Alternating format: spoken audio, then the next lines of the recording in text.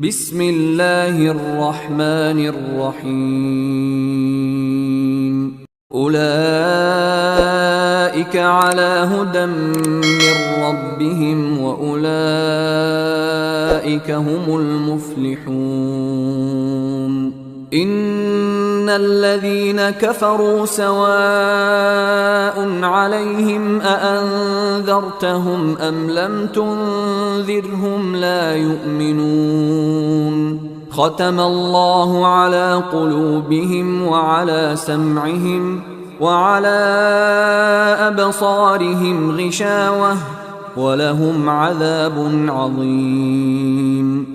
ومن الناس من يقول آمنا بالله وباليوم الآخر وما هم